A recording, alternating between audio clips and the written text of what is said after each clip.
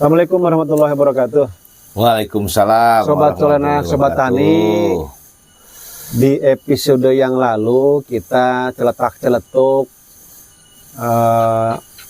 menyebutkan istilah El Nino. El Nino. Apa itu El Nino? Nah, kita bahas dengan Kang Dani.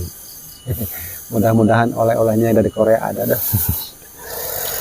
Kementerian Pertanian, Sobat Tani, Sobat Solenak, sekarang sedang menggaungkan atau mengantisipasi dampak dari gelombang udara El Nino. Wah, berarti El Nino kalau dihubungkan dengan pertanian, Kang Dayat, adalah salah satu fenomena alam.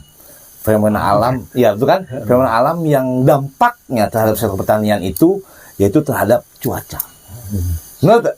Cuaca. Ya, yang signifikan perubahannya. Sangat signifikan. Nah, bagaimana itu sebetulnya menyikapi itu sebetulnya? Mentan pas Syahrul Yassin Limpo itu betul-betul apa namanya? Ya namanya orang pinter ya, dan Pak Menteri itu memang wah ini harus terhadap sektor pertanian ini dampaknya akan mempengaruhi banget. Baik dari tadi ya, karena fenomena ada perubahan alam ya, fenomena alam yang sangat pengaruhnya signifikan terhadap pertanian. Pertanian dalam arti luas ya. Iya, betul. Baik itu di peternakannya juga sama jadi ya, sehingga nanti dapat mengganggu pola cuacanya yang berdampak pada produksi. Nah, itu benar nggak? Sangat benar. Iya. Jadi gini, gelombang udara itu ada dua nih Sobat Solena. Satu yang sekarang sedang terjadi nih. Ini diperkirakan sampai Agustus katanya. Ya. El Nino. Satu lagi La Nina. Ini Sobat Solena.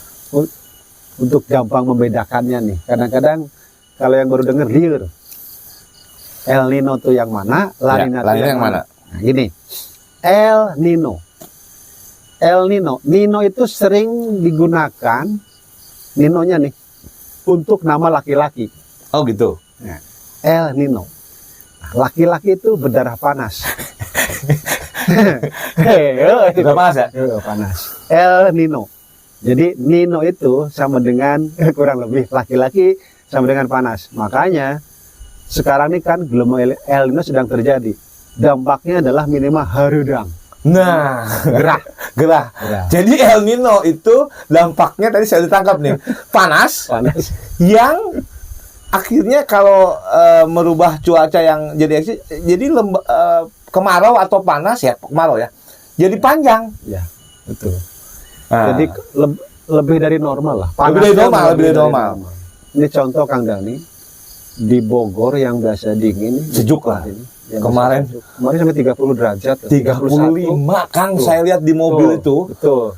Itu Bogor bawah. Iya. Ini di sini nih di Cinegara di kaki Gunung Pangrango 31. Buset, itu udah lumayan panas loh itu. Panas banget lah karena biasa sejuk. Nah, itu yang El Nino. Kemudian yang La Nina. Nina ini kan sering dipakai untuk nama perempuan. Perempuan kan basah. dingin ya. Basah. Dingin atau basah. Nah, perempuan itu kan cenderung basah, Sobat Solena. Nah, jadi untuk menghafalnya El Nino, oh Nino laki-laki. Kering nih, panas. Laki-laki mah panasan. La Nina, Nina, perempuan. Sok basah. Basah. Jadi La Nina itu cenderung ke banyak air atau banjir. Nah, hujan. Over lah ya. Over. Nah sekarang El Nino. Jadi laki-laki panas. Nah sekarang dampaknya adalah kekeringan yang luar biasa. Kemudian suhu udara juga naik dari normal. Hampir mungkin 2-3 derajat dari normal lah. Dan itu yang namanya suhu lah. Naik 1 derajat itu luar biasa pengaruh. Betul. Nah dampaknya tadi untuk produk-produk pertanian ya produksinya akan terganggu.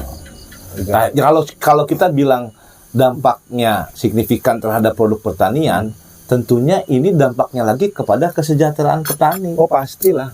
Itu sebenarnya Pak Mentan melihat itu. Lebih jauhnya memang ke sana. Jadi pasokan pangan karena produksinya turun itu akan terganggu. Ya. Jadi Pak Mentan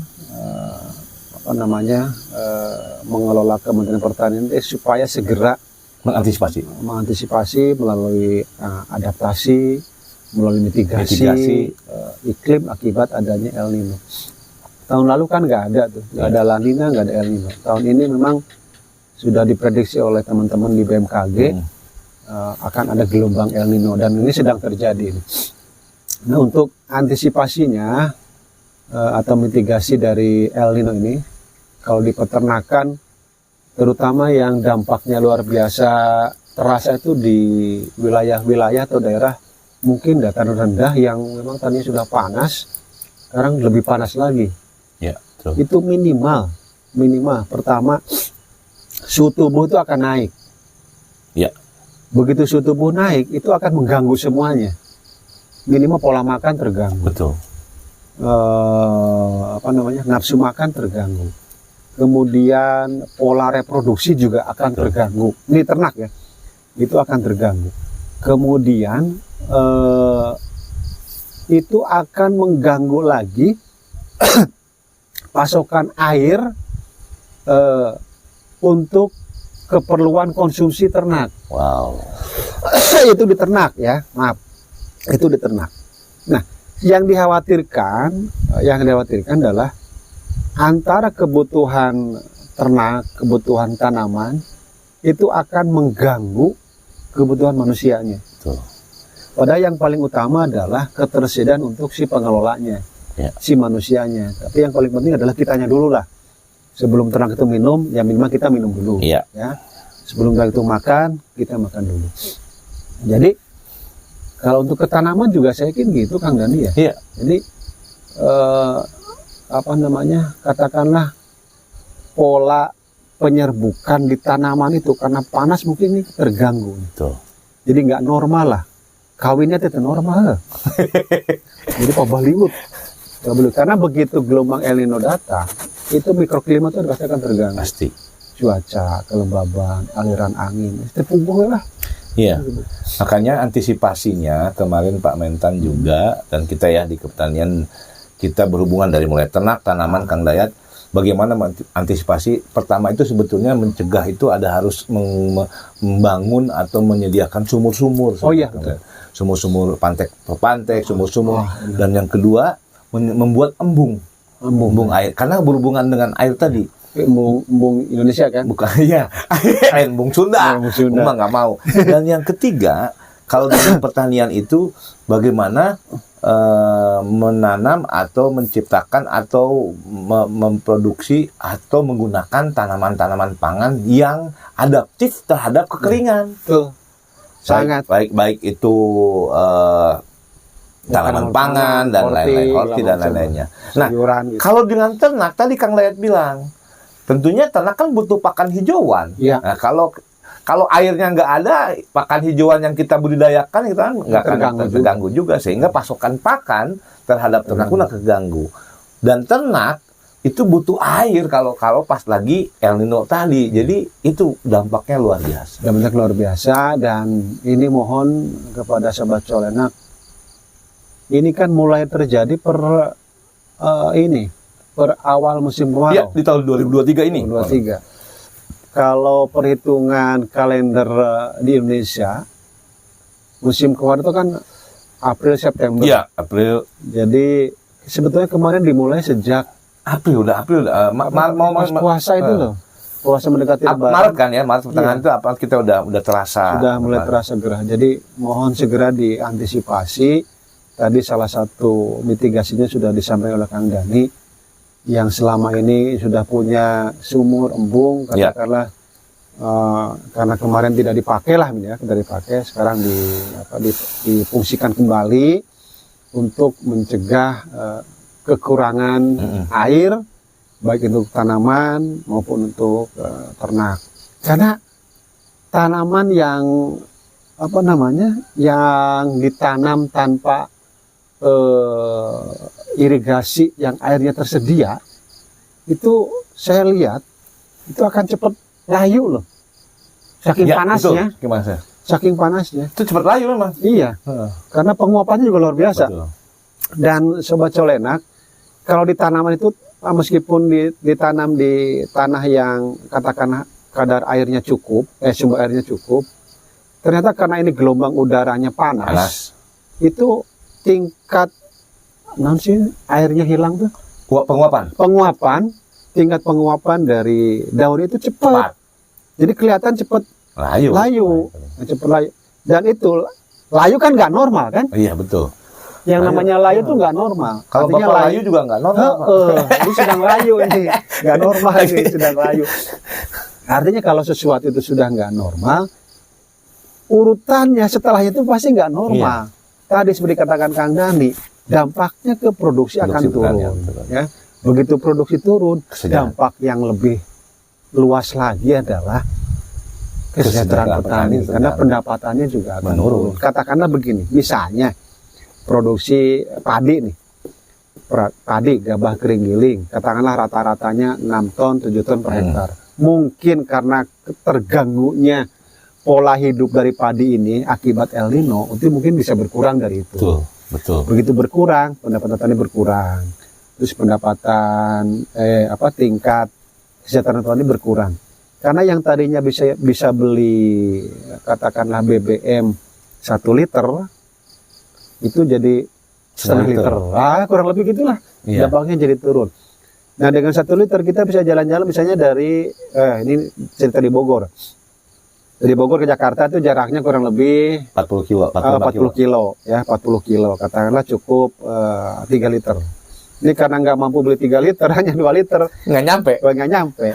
Padahal tinggal 1/4 lagi, udah berhenti motornya tuh habis. Ya kurang lebih lah gambarannya seperti itu. Iya.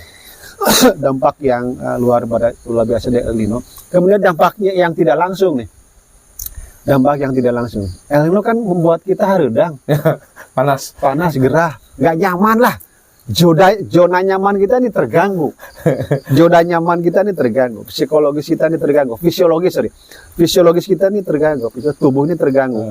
Begitu fisiologis kita terganggu, gawe pantai enak. Ambekan wae. Yang ada inginnya marah.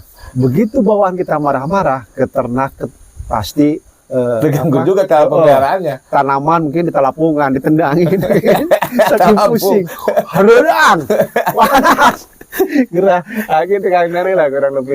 El Nino. Jadi jangan dianggap sepele, jangan dianggap enteng. Makanya perlu adaptasi, perlu mitigasi, antisipasi lah. Iya.